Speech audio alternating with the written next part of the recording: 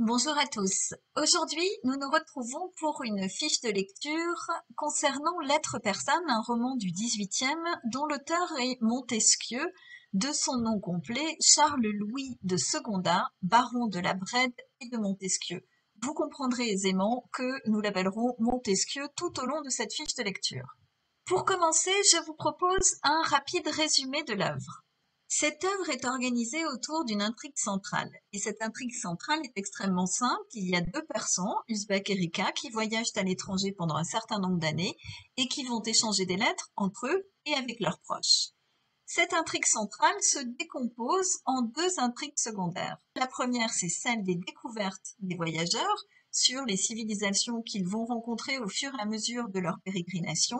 Vous avez notamment des lettres faites d'anecdotes plus ou moins longuement développées qui vont porter un regard sur les Parisiens, sur les Français en général, sur les Italiens, sur les troglodytes en Arabie, sur les Suédois, etc. Ces lettres vont être caractérisées par un nombre important d'effets de réel, de détails qui donnent le sentiment d'avoir affaire à de véritables lettres et à de véritables voyageurs qui découvrent avec un regard très naïf et très nouveau des sociétés auxquelles ils ne sont pas habitués. Ces découvertes vont être l'occasion systématiquement de réflexions à la fois sur les civilisations rencontrées, la civilisation française, la civilisation italienne, etc., et aussi des réflexions sur leur propre civilisation supposée, c'est-à-dire la civilisation persane. La deuxième intrigue que l'on trouve à l'intérieur de l'être persane, c'est tout ce qui concerne la vie au sérail. Le sérail, c'est le palais du sultan dans l'ancien empire ottoman. Le sultan, c'est Usbek, et Usbek a dans ce sérail un certain nombre de gens qui dépendent de lui, en particulier pour ce qui nous intéresse, ses femmes, puisque Usbek est polygame, et des esclaves et des eunuques qui veillent sur ses femmes. Les eunuques, ce sont des hommes qui ont été émasculés, c'est-à-dire châtrés. On leur a ôté les testicules et, dans certains cas, le pénis, de façon à ce qu'ils puissent veiller sur les femmes sans que les maris aient trop à s'inquiéter. Donc tout ce petit monde continue à vivre au sérail en l'absence d'Usbek et rend compte à Usbek de ce qui se passe à l'intérieur de celui-ci.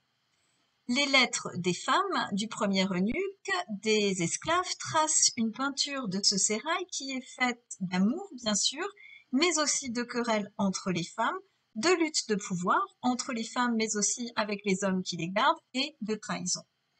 Très vite, le désordre va s'installer dans le sérail.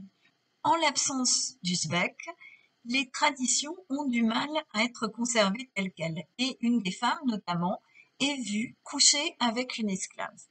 Usbek va demander à ses hommes, à partir de ce moment-là, de faire preuve d'autorité, c'est-à-dire de punir, de châtier de façon physique, corporelle, et les choses vont empirer jusqu'à la fin du roman, jusqu'au suicide de la favorite, Roxane, et c'est la lettre de cette favorite, Roxane, qui annonce s'être empoisonnée, qui termine le roman.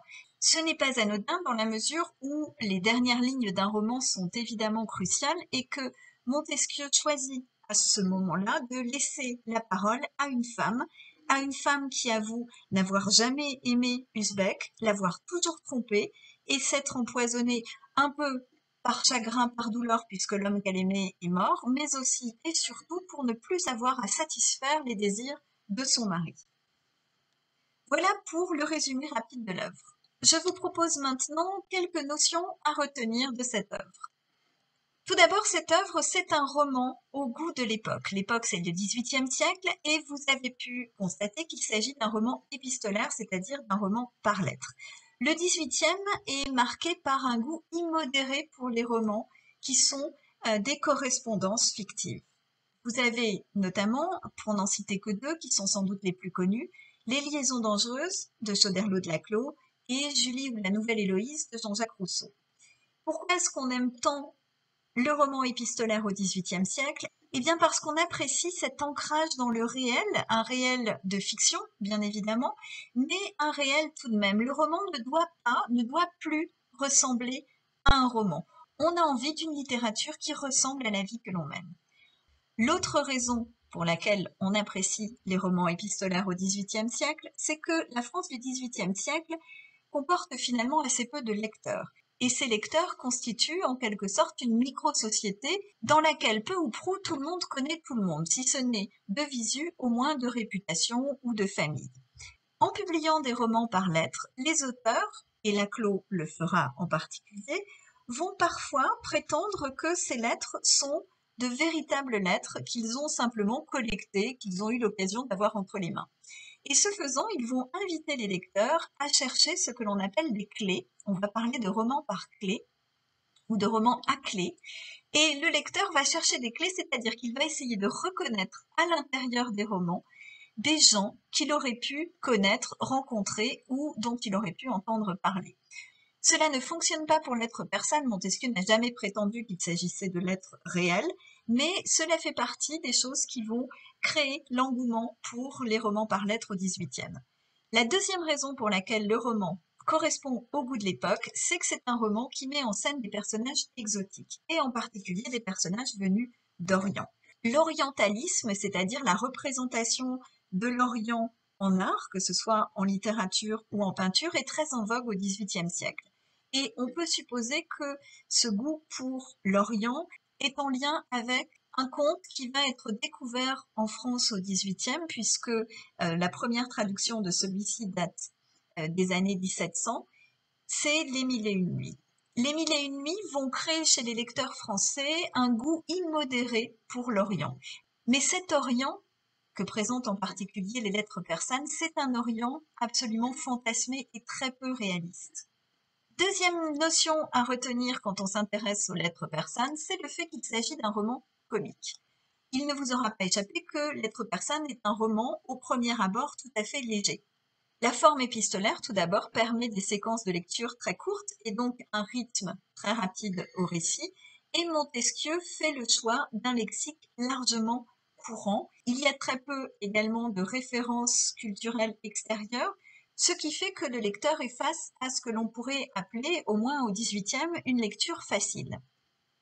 Le comique du roman tient au regard que porte le persan sur notre monde. Ce regard, il est faussement naïf, évidemment, et il va permettre l'ironie. Montesquieu va utiliser donc ce regard distancié de son personnage sur notre monde pour faire sourire, mais aussi pour amener le lecteur à porter un regard nouveau sur son propre monde et à s'étonner de ce qui pourtant lui est familier ou quotidien.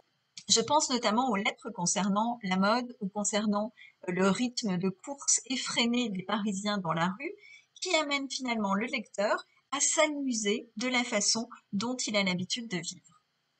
Enfin, le roman est aussi un roman satirique, un roman critique.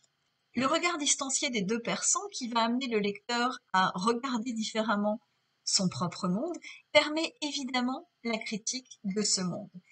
Il va, Montesquieu, grâce à ce regard distancié, faire entrer son lecteur dans une démarche de relativisme culturel.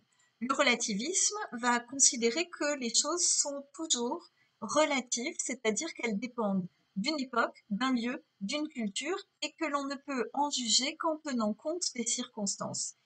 On va trouver dans Lettres persanes trois critiques majeures: la critique de la politique, la critique de la religion et la critique du rapport de force entre hommes et femmes.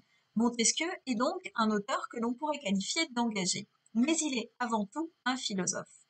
Et cette mise à distance que permet le regard distancié des deux persans, qui amène le lecteur à prendre du recul par rapport à son propre monde, peut être vue comme une métaphore du regard que le philosophe porte sur le monde, un regard détaché de tout préjugé.